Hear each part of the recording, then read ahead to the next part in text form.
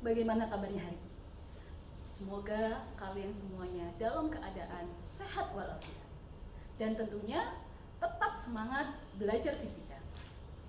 Hari ini kita akan mempelajari materi baru dalam fisika. Namun sebelumnya, kalian perhatikan terlebih dahulu gambar ini. Oke. Di sini ada 4 gambar yang bisa kalian amati. Yang pertama, ini adalah gambar orang yang kemudian terjun payung atau parasut. Kemudian ini adalah gambar astronot yang melayang, dia menggunakan pakaian astronot tentunya di sini. Ini adalah satelit. Kemudian ini juga beberapa orang yang kemudian parasut ya. Dan ini adalah gambar satelit buatan yang mengorbit di bumi. Kira-kira menurut kalian apa yang akan kita pelajari hari ini? Ya, betul sekali. Hari ini kita akan belajar tentang gravitasi. Tepatnya adalah hukum Newton tentang gravitasi. Apa kompetensi yang harus kalian pahami nantinya setelah kalian belajar ini? Yang pertama, kalian dapat mengkaji bagaimana keteraturan gerak planet di dalam tata surya kita berdasarkan konsep hukum Newton. Dan tentu kalian masih ingat kan? Sebelum materi ini, kalian sudah belajar tentang hukum Newton. Sehingga ini ada hubungannya. Dan berikutnya, kalian diharapkan juga mampu menyajikan data dan informasi tentang satelit buatan yang mengorbit bumi serta pemanfaatan. Bagaimana? Sudah siap ya? Yuk, kalian perhatikan dulu. Kalian perhatikan video ini.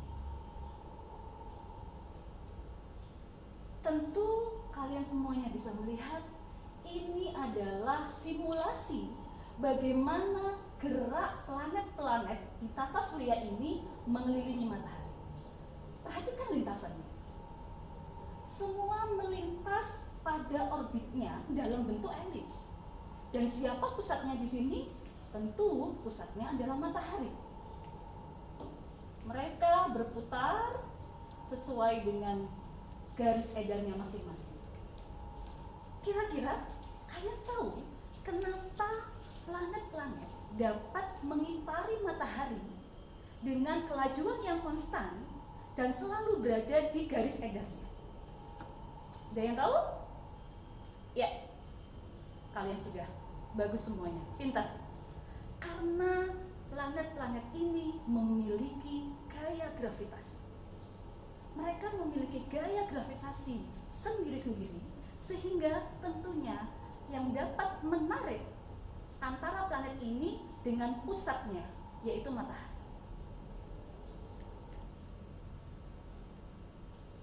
Hukum gravitasi. Ketika kalian memperhatikan simulasi tadi, tentu yang namanya gaya gravitasi tidak hanya dimiliki oleh satu benda, tetapi gaya gravitasi akan timbul ketika ada dua benda yang saling berinteraksi. Nah, kalian perhatikan di sini. Besarnya gaya gravitasi itu sebanding dengan besarnya massa kedua benda. Lalu, besarnya gaya gravitasi berbanding terbalik dengan kuadrat jarak antara kedua benda. Coba misalkan gini, kita bayangkan kalian sekarang berada di sekolah. Kita sekolah seperti biasa. Kalian duduk dengan teman kamu sebangku yang jaraknya hanya sedikit, hanya kira-kira sekitar 30 cm di sebelah kanan kalian. Lalu di sebelah kiri kalian juga terdapat teman kalian lagi yang jaraknya lebih jauh. Kira-kira interaksi kalian lebih dekat dengan siapa? Tentu lebih besar, lebih sering berinteraksi dengan teman kalian yang sebangku. Kenapa? Karena semakin dekat jarak antara kedua benda, maka gaya interaksinya juga semakin besar. Sebaliknya, jika semakin jauh jarak kedua benda, gaya gravitasi yang ditimbulkan juga akan semakin berkurang. Di sini gaya sudah kalian pelajari di materi sebelumnya, bahwa gaya merupakan besaran vektor. Apa besaran vektor? Besaran vektor adalah besaran yang tidak hanya memiliki nilai tetapi juga memiliki arah. Sehingga di sini ketika ada beberapa gaya yang membentuk sudut, maka ingat kembali pada saat puisi menerangkan vektor. Selesaikanlah resultannya dengan menggunakan aturan kosinus, di mana F adalah akar F12 kuadrat ditambah F13 kuadrat ditambah 2F12 F13 kosinus theta. Oke. Kita lanjut. Untuk memahami perumusan tentang hukum gravitasi Newton, coba kalian simak dulu soal ini. Ya, bisa terbaca dengan jelas ya, kalian perhatikan. Ada 3 buah benda di sini, A, B, dan C, yang terpisah pada jarak tertentu dan dia di 3 benda ini memiliki massa yang berbeda. Ya. Benda B ditarik oleh benda A, menghasilkan FBA arah gaya ke kiri. Tentu arah gaya, ya, arah gaya selalu menuju benda yang menariknya. Sehingga kalau kemudian BA, ya arahnya akan menuju ke A karena benda B ditarik oleh A. Lalu di sini benda B juga ditarik oleh C, sehingga menghasilkan FBC yang arahnya ke kanan. Kembali lagi konsep vektor. Jika ada 2 buah vektor yang dia berlawanan arah, maka mencari resultannya tentu dengan mencari selisihnya. Sehingga di sini jika kalian perhatikan, kita cari dulu masing-masing berapa FBA. MB kalikan MA dibagi dengan kuadrat jarak. Jadi misalkan BA, FBA berarti 2 kilo dikali 1 kilo ini dibagi dengan kuadrat jarak antara B ke A. Berapa? 1. Dan ingat, ada G besar. G besar, bukan G kecil. Kalian kalau G kecil mungkin sudah paham, sejak SD mungkin, yaitu percepatan gravitasi. Tetapi G besar adalah konstanta atau tetapan umum gravitasi. Dan di sini untuk mencari FBC juga sama konsepnya. Berapa masanya B? 2 kilo. Berapa masanya C? 3 kilo. Berapa jarak antara B ke C? 2 meter. Dikuadratkan berapa? 4. Sehingga di sini bisa dihasilkan nilainya mencari FB total, gaya gravitasi yang dialami oleh benda B dicari dari BFBA dikurangi FBC.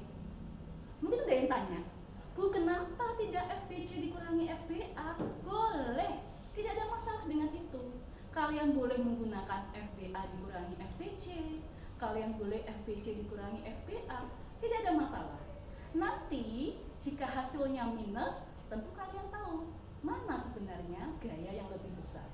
Sehingga di sini hasilnya adalah 3,33 kali 10 pangkat 11 Newton. Dan perlu diingat, G besar nilainya adalah 6,67 kali 10 pangkat min 11. Dan ini nilainya tidak berubah karena merupakan sebuah tetapan. Kalau ditanya, kemana arahnya, arah gaya gravitasi pada benda B? Menentukan arah akhirnya, tentu kalian harus tahu dulu siapa yang kemudian lebih besar. Karena arah resultan akhirnya akan menuju ke gaya yang lebih besar. Dan di sini menuju ke FBA. Sehingga kemana? Ke arah kiri. Bagaimana anak-anak? Bisa dipahami? Pasti bisa. Ya. Kita lanjutkan lagi. Nah, sekarang puisi memberikan contoh soal yang lebih kompleks lagi. Kalau tadi ketiga buah benda semuanya berada pada sebuah garis lurus, sehingga mudah kalau searah ditambah, kalau kemudian berlawanan arah dikurangi. Tapi bagaimana jika ketiga buah benda berada pada tempat tertentu dan ketika dihubungkan dia membentuk sebuah segitiga seperti ini, segitiga sama sisi? Maka konsepnya adalah kalian harus tahu terlebih dahulu kemana gayanya. Nih, benda A, B, C membentuk suatu segitiga sama sisi dengan panjang sisinya adalah 1 meter atau 1 meter. Tentukan besar gaya gravitasi pada benda B. Ingat ya, tadi seperti yang contoh soal yang nomor 1, B, A, C. Sehingga di sini B dipengaruhi oleh A, arahnya ke kiri. B dipengaruhi oleh C, arahnya ke atas. Ini ke atas, ini ke kiri. Maka nanti resultannya bentuknya seperti ini. Seperti ini. Dan berapa sudutnya? Tidak lagi 180 derajat atau 0 derajat, tetapi sudutnya adalah 60 derajat. Maka ingat, ketika membentuk sudut, maka kamu bisa menggunakan aturan kosinus dalam menyelesaikannya. Ini dia. Ya, kalian bisa perhatikan di sini. Ini FBA arahnya ke kiri, ini FBC arahnya ke atas, dan ini sudutnya adalah 60 derajat. Cari dulu masing-masing berapa FBA-nya, berapa FBC dengan cara yang sama. G kalikan MB kalikan MA dibagi R kuadrat BA. Tinggal kamu masukkan. Ini ada yang tanya nih, Bu, ini G-nya kok nggak dimasukkan sih? Kok tetap G di sini? Boleh nggak? Boleh, nggak ada masalah. Kenapa? Karena G itu adalah sebuah konstanta, sebuah tetapan. Kamu ya boleh nanti memasukkan nilai G ini setelah nanti di akhir perhitungan. Tinggal kalian kalikan aja. Kenapa tidak langsung dimasukkan ke sini, puisi? Untuk memudahkan perhitungan, sehingga nanti mengalihkannya di akhir saja. Oke, kalian perhatikan ini juga hasilnya 3G, ini hasilnya 6G. Lalu dimasukkan ke sini resultan FBA kuadrat ditambah FBC kuadrat ditambah 2 FBA FBC cos 60 derajat.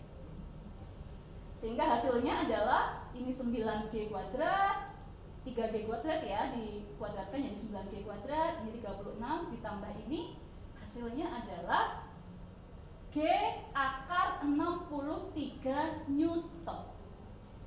Lalu berikutnya kalian masukkan nilai G-nya 6,67 kali 10 pangkat min 11. Gimana?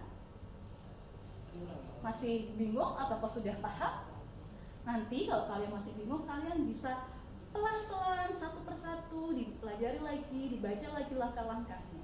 Dan tentu pasti nanti akan bisa. Bisa lanjutkan materinya? Oke.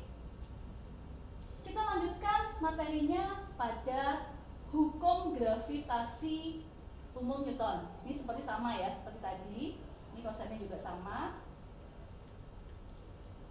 Oke, bisa lanjutkan saja pada medan gravitasi. Medan. Apa yang ada dalam benak kalian ketika kemudian kalian mendengar kata medan?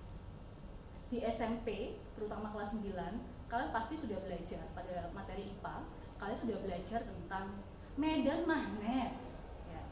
Kemudian medan gravitasi, atau di IPS apa medan? Oh, ibu kota, Bu, ibu kotanya Sumatera Utara. Sebenarnya dari jawaban-jawaban kalian itu ada satu kesamaan. Apa? Medan itu adalah sebuah area, sebuah daerah, ya, sebuah wilayah.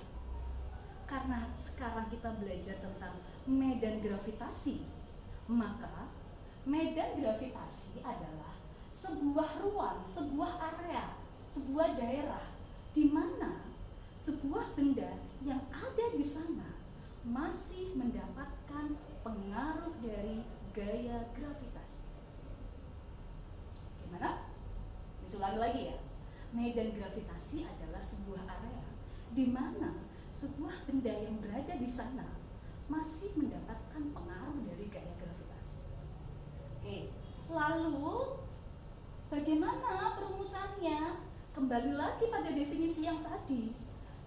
Medan gravitasi adalah sebuah area yang masih benda di sana mendapatkan pengaruh gaya gravitasi. Apa kata kuncinya? Gaya. Apa kata kunci yang kedua? Benda. Ketika kita bicara benda, maka tentu yang namanya benda pasti ada yang namanya massa. Sehingga ketika mencari G, G ini adalah simbol besaran medan gravitasi. Maka G sama dengan G kecil ya, G besar kalikan M per R kuadrat. Dari mana sih ini sebenarnya? Ini sebenarnya konsepnya dari ini ya. F sama dengan G M per R kuadrat, lalu dibagi M. Karena mencari G kecil itu adalah F dibagi M. F-nya ini GMM per R kuadrat, lalu dibagi M. Ada satu M yang hilang kan karena sama. Ini M hilang, maka nilainya menjadi, perumusannya menjadi G kecil sama dengan GM per R kuadrat. Gimana? Mudah kan? Ya, mudah sekali. Dan hati-hati, kembali lagi, medan gravitasi ini adalah besaran vektor.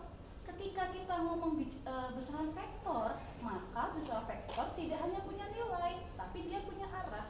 Maka kamu juga harus memperhatikan arah dari medan gravitasi. Baik, bisa lanjutkan. Oke, ini contoh soal ya untuk medan gravitasi. Ada dua buah benda A dan B berjarak 30 cm. Massa A 24 kg, massa B-nya 54 kg. Di manakah harus diletakkan sebuah titik di mana di sana dia memiliki medan gravitasi yang sama dengan 0? Nah, bagaimana? Ya, ada A, ada B. Di antara A sama B ini akan diletakkan sebuah titik di antaranya yang medan gravitasinya 0. Tentu GA min GB sama dengan 0. Sehingga GA akan sama dengan GB. Nih, kalian perhatikan nih. Bagaimana mencari G? G MB per R kuadrat sama dengan G MA per X kuadrat. Ya, ini R kuadrat juga, lalu ini kita misalkan X, sehingga 30 min X dikuadratkan, ini X kuadrat. Berapa tadi yang MB? 54, kamu masukkan di sini 54. Berapa tadi yang A masanya? 24. Coba kira-kira ini dibagi berapa ini? Ya, kalian bisa ini 54 ini kemudian jadi ini, dan ini adalah 2, ini 30 min X, ini X. Lah, kalau sudah seperti ini, mudah kan? Tinggal diapakan? Tinggal kalian kalikan silang, ya, perkalian silang. Dan X sama dengan 60 min 2X. Pindah ruas, ya, menjadi 5X, 3X plus 2X, 5X sama dengan berapa? 60. X-nya berapa? 12 cm. Tadi berapa antara A sama B? Antara A sama B 30 cm. Maka jika kamu tadi memisalkan X-nya itu antara titik dengan A, maka X-nya 12, sisanya berapa? 30 dikurangi 12 berapa? 18. Permisalan di mana X-nya itu terserah kalian. Ya. Kalian boleh meletakkan posisi X-nya itu di dekat B, kalian boleh memposisikan X-nya itu juga di dekat benda A. Ada pertanyaan? Ya. Tentu kalian sudah bisa memahami tentang konsep medan gravitasi. Kita lanjutkan ya anak-anak.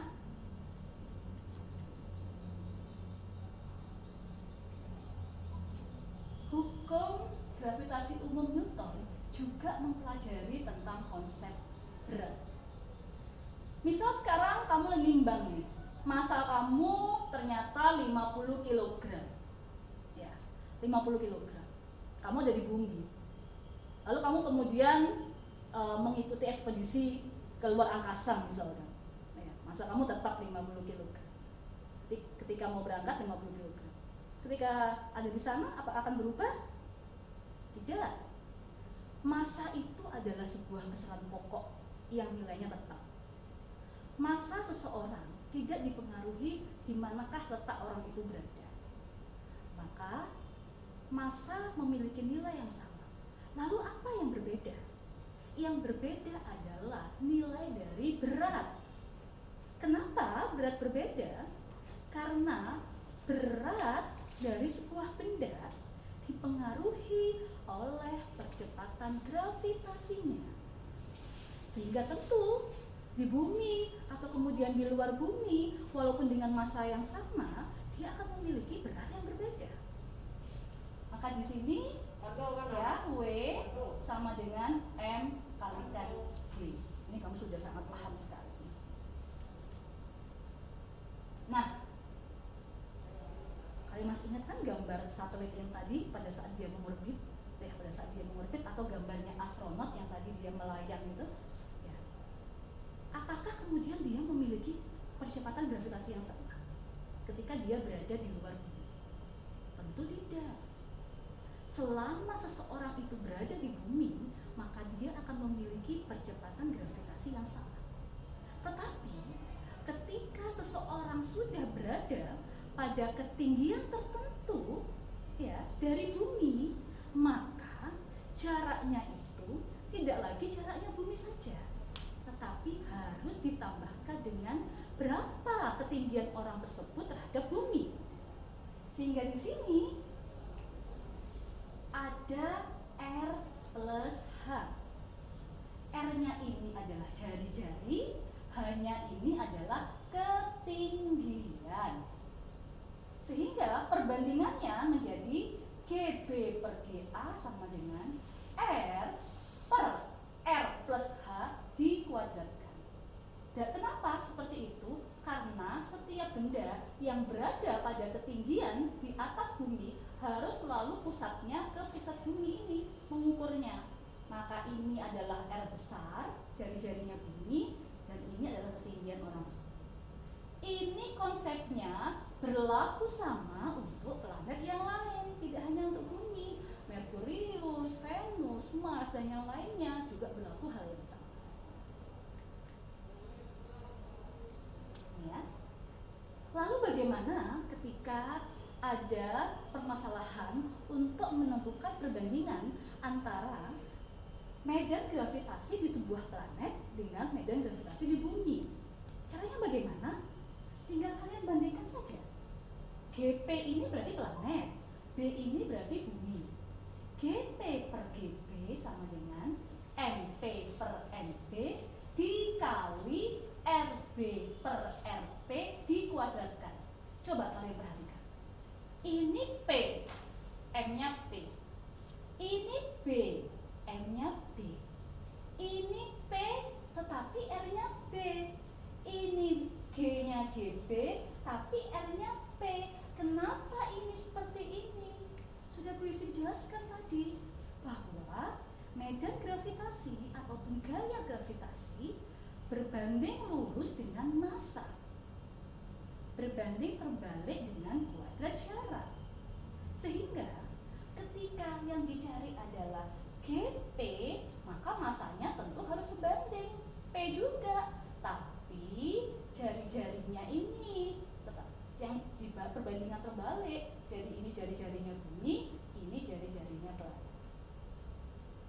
Mudah kan anak-anak? Ya, ini sangat mudah sekali. Kalian tinggal membandingkan, dan tentu yang harus kalian pahami sebenarnya adalah konsepnya. Perbandingan lurus ataukah perbandingan terbalik? Nah, kita lanjutkan pada materi kecepatan satelit. Di awal tadi kalian bisa melihat gambar satelit buatan yang mengorbit bumi. Ya, tentu kalau satelitnya bumi cuma satu alaminya, yaitu bulan. Ya, Tapi kalau satelit buatan banyak. Satelit buatan itu fungsinya untuk apa sih? Fungsinya tentu untuk melihat, banyak sekali bisa digunakan untuk mengetahui bagaimana kondisi di permukaan bumi, memotret gambar bumi, atau kemudian untuk komunikasi. Banyak sekali manfaatnya. Di sini menghitung kecepatan satelit. Nih. Oke. Sebuah satelit ketika dia beredar mengorbit bumi, tentu dia selalu bergerak dalam lintasan yang berupa lingkaran. Ingat kembali materi gerak melingkar di semester 1. Apa gerak melingkar? Gerak yang terjadi pada sebuah benda yang bergeraknya dalam lintasan yang melingkar. Lalu ketika dia bergerak melingkar, pasti dia punya yang namanya percepatan sentripetal. Masih ingat apa itu? Masih ingat ya? Percepatan sentripetal adalah percepatan yang mengarah menuju pusat lingkaran. Sehingga karena satelit ini beredarnya dalam kondisi pada gerak yang melingkar, maka mencarinya adalah F sentripetal sama dengan F gravitasi. mv kuadrat per R sama dengan G mm per R kuadrat. Jadinya ini nih, maka kecepatan satelit pada saat dia mengorbit bumi berapa nilainya? V kuadrat sama dengan G besar kalikan M dibagi R. Lalu bagaimana kalau kemudian dia mengorbitnya tidak pada permukaan bumi, tetapi pada ketinggian tertentu? Ya ingat kembali yang tadi, tentunya harus kamu ditambahkan dengan H. Tambah dengan H. Seperti ini. Ini jika dia pas di sini di permukaan bumi, kamu pakai formula yang ini. Tapi ketika dia berada di ketinggian tertentu di atas bumi, tinggal kamu tambahi dengan H. V sama dengan akar Gm per R plus H.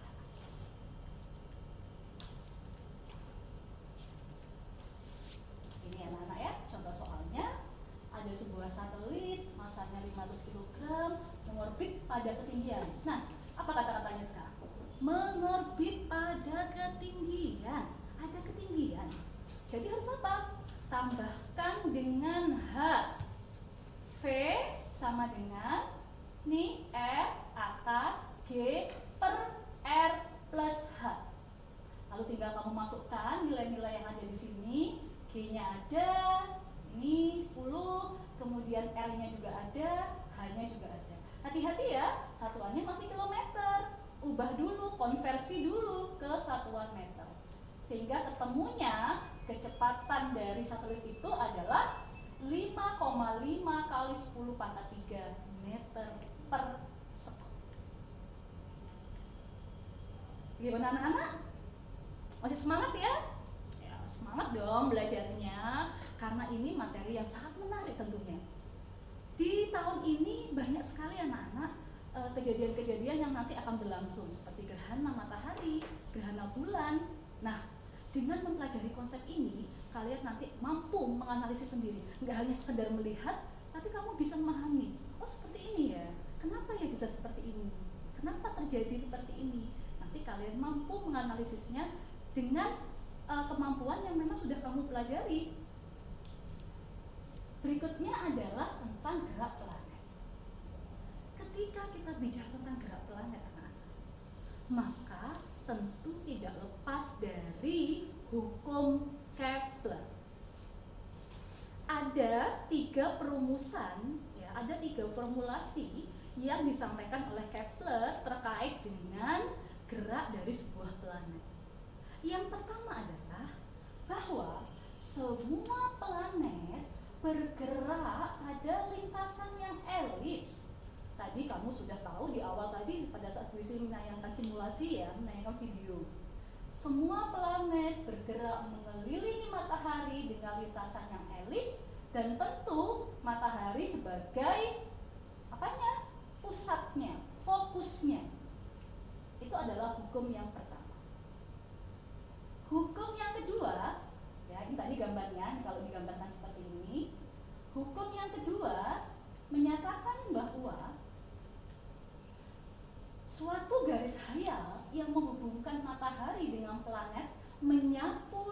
duri yang sama pada selang waktu yang sama juga.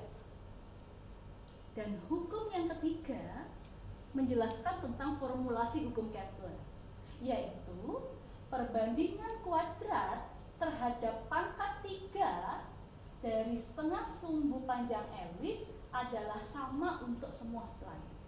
Mungkin kamu kalau baca pernyataan ini, hukum ini, kamu mungkin bingung, ini gimana ya maksudnya? Maka kemudian ada formulasinya yang akan memudahkan kamu. Ini T kuadrat, T ini berarti periode waktu dibagi R. R ini apa? Jaraknya. Ya, jaraknya terhadap matahari. Kemudian K ini apa? Konstan. Sehingga kalau membandingkan dua buah planet, ya, maka nanti di sini T1 kuadrat per R1 kuadrat pangkat 3 sama dengan T2 kuadrat per R2 pangkat 3 karena merupakan sebuah nilai yang konstan nantinya. Nih. Ya. Sama tadi seperti yang sudah bisa jelaskan di awal bahwa kelajuan benda pada saat mengorbit planet, tadi bisa jelaskan satelit. Kalau ini benda ketika mengorbit planet, sama saja. Mencarinya adalah dari V sama dengan Gm per L. G-nya selalu konstan, M-nya ini tergantung apa yang ditanya. Bisa masanya bumi, bisa Merkurius, bisa Mars, tergantung permasalahan yang disajikan di sana. Dan R-nya ini, jari-jarinya ini juga tergantung dari apa yang diketahui di sana. Contoh soal, ada dua buah planet, P dan Q. Mereka mengorbit matahari. Apabila perbandingan antara jarak planet P dan planet Q ke matahari adalah 4:9, sedangkan periodenya mengelilingi matahari yang P 24 hari, pertanyaannya tentukan periode planet Q. Seperti apa? Bagaimana cara menyelesaikannya? Ya, tepat sekali. Kalian gunakan formulasi dari hukum ketiga Kepler. Ini dia. TQ per TP kuadrat sama dengan RQ per RP pangkat 3. TQ-nya kan yang ditanya 24 ini periodenya yang P dikuadratkan, ini nilainya tinggal kamu masukkan 9/4 pangkat 3. Lalu kemudian kamu hitung hasilnya, periode planet Q mengelilingi matahari adalah akar 6561. Ketika ini diakarkan hasilnya adalah 81 hari. Gimana? Mudah sekali kan? Mudah sekali. Biasanya kekeliruan itu bukan pada saat kamu menentukan bagaimana formulasinya, tetapi kekeliruan itu biasanya pada saat kamu memasukkan angka-angkanya. Kamu udah bingung nih, aduh pangkat 3 gimana ini, sama Bu Isi nggak boleh pakai kalkulator gitu kan biasanya. Maka seharusnya kamu bisa jabarkan semuanya, nanti pasti akan bisa, nilai itu pasti akan bisa disederhanakan. Dan itu akan memudahkan kamu dalam menyelesaikan permasalahan tentang konsep hukum Kepler ini. Kita lanjutkan ya anak-anak. Nah, ini sebagai tugas kalian di rumah. Apa tugasnya? Nih, kalian carilah informasi dari berbagai sumber, bisa dari koran, bisa kemudian di internet, tentang satelit-satelit buatan yang mengorbit bumi, apa saja. Kan nggak mungkin cuma satu, banyak sekali karena fungsinya juga bermacam-macam. Kemudian kamu analisis juga, apa sih permasalahannya, kemudian manfaatnya juga. Jangan lupa lengkapi dengan gambar dan dari mana kamu memperoleh itu. Ya, sumbernya dari mana harus jelas. Tidak boleh sumber yang hoax, harus memang sumber yang jelas. Bagaimana? Bingung dengan ini, dengan tugas yang harus kamu kerjakan? Enggak ya? Jadi kamu setiap anak ya, setiap kalian mencari informasi dari sumber manapun ya, tentang satelit-satelit buatan yang mengorbit bumi, permasalahannya apa saja dan manfaatnya, dan jangan lupa dilengkapi dengan gambar dan sumber juga. Bagaimana anak-anak hari ini? Ya, Itu semuanya adalah materi yang sudah kita pelajari. Coba sebelum Bu Isi tutup materi kita hari ini, kita review dulu ya, Oke, yuk. Kalian pertama tadi belajar tentang apa? Gaya gravitasi. Gaya gravitasi adalah gaya interaksi. Minimalnya berapa benda? 2 benda. Berbanding lurus dengan masanya dan berbanding terbalik dengan kuadrat jarak antara kedua benda. Lalu apa? Materi kedua yang tadi sudah Bu Isi jelaskan. Iya, betul. Medan gravitasi. Medan gravitasi juga merupakan besaran vektor. Ya. Bagaimana mencarinya? Dari G M per R kuadrat. Sama, dia berbanding lurus dengan massa dan berbanding terbalik dengan jari-jarinya. Apalagi materi ketiga tadi yang sudah bisa jelaskan. Ya, betul sekali. Kelajuan orbit. Dan yang terakhir apa? Tentang hukum Kepler. Ya, jangan lupa anak-anak tugasnya diselesaikan ya. Lalu kemudian kamu bisa mempelajari ini. Jika ada pertanyaan, bisa kalian tanyakan nantinya pada saat kita tatap muka. Mana? Sudah paham ya? Oke, kita tutup materi kita hari ini. Semoga apa yang disampaikan bisa bermanfaat dan kalian selalu semangat belajar. Terima kasih anak-anak. Assalamualaikum warahmatullahi wabarakatuh.